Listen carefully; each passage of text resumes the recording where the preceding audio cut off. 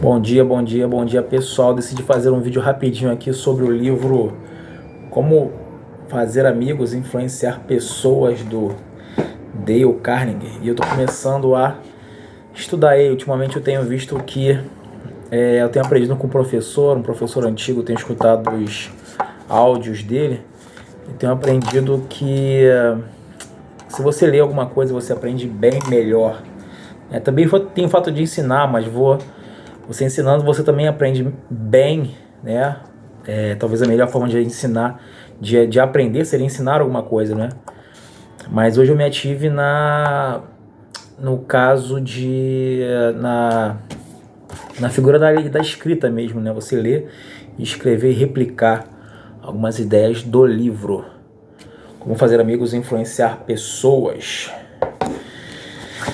Então, o que eu escrevi aqui de começo? Estudo do livro Como Fazer Amigos e Influenciar Pessoas. Número 1.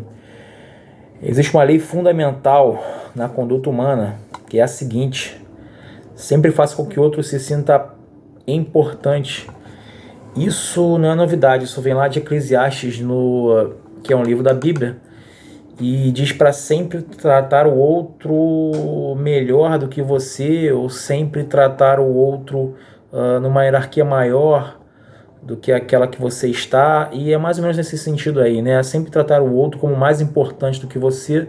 Automaticamente, quando você lê isso, e quem lê os Eclesiastes lembra automaticamente dessa passagem de Eclesiastes. Eu acho que aí ele não colocou nada novo, ele só traduziu. É claro que o livro é ótimo, mas ele traduziu em poucas palavras o que Eclesiastes fala lá também. E muitas coisas que esses escritores escrevem está na Bíblia. Número 2. O grande... Tá difícil minha letra, né? Eu entendo, mas vamos lá. O grande da educação não é o conhecimento, e sim a ação. É o Herbert Spencer.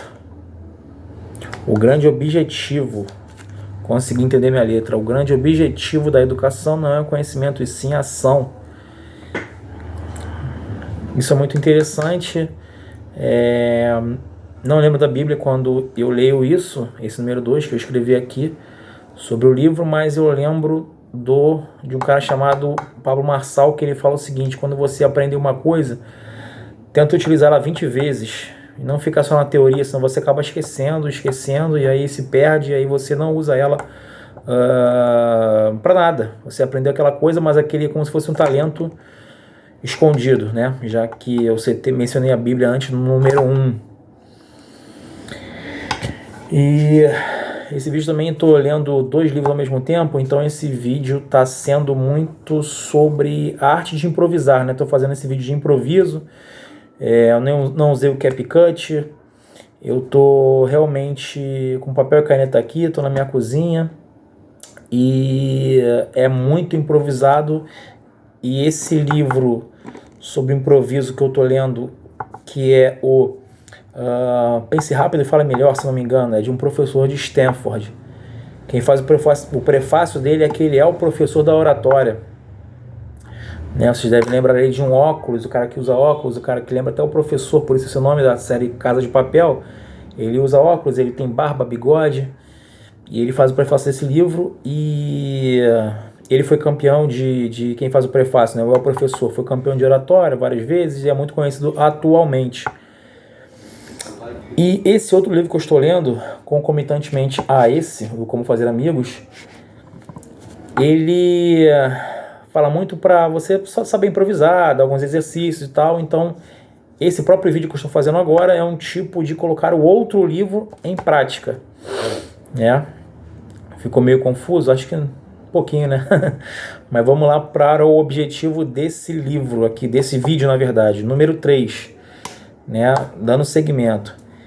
O Dale Carnegie escreve o seguinte: minha popularidade, minha felicidade e meu senso de valor dependem em grande medida na minha habilidade no trato com as pessoas, Vou repetir para ficar melhor. Minha popularidade, minha felicidade e meu senso de valor dependem em grande medida na minha habilidade de tratar com as pessoas, no trato com as pessoas, na minha habilidade no trato com as pessoas.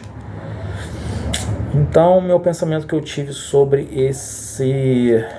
essa parte desse estudo desse livro é o seguinte: automaticamente veio na minha mente a palavra networking.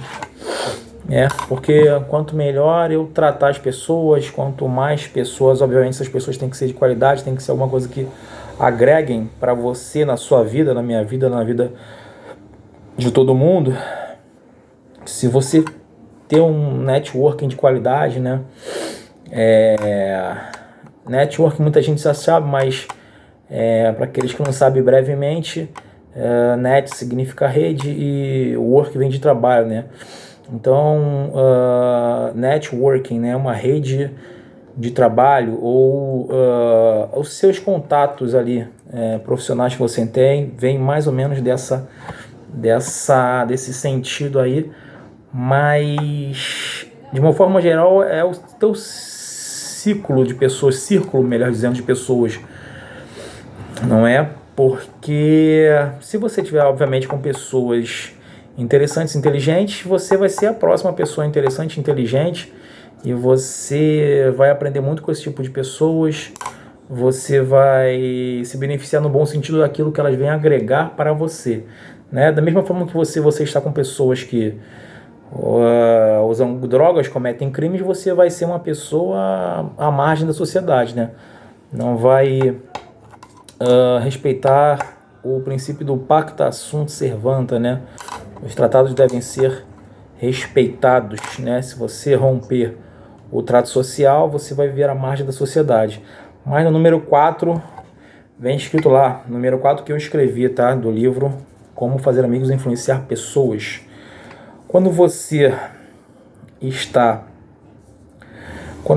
contrariado, é bem mais fácil criticar e condenar do que tentar entender o ponto de vista da outra pessoa. Realmente isso aqui é muito forte, porque nós temos dificuldade em entender o lado da outra pessoa que estamos conversando, nós só queremos saber do nosso lado, né?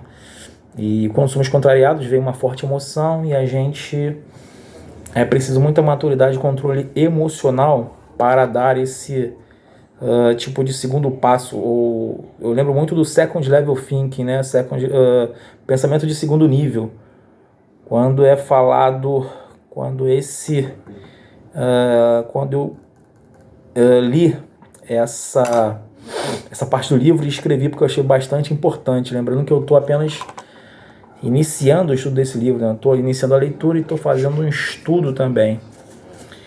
E agora vamos lá para o número 5, que é o inicial, que é na verdade um breve estudo inicial, mas esse aqui vai ser o final. Na verdade o 5 é o penúltimo e o 6 vai ser o último.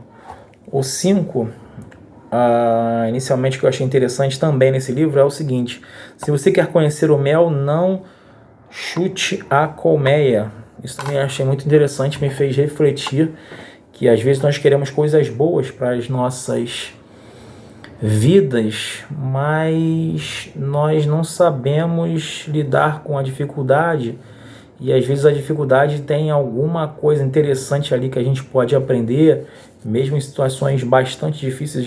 Eu acho que a gente está sempre em constante aprendizado. Hoje em dia eu penso assim, mas por muitas vezes na minha vida eu não pensei.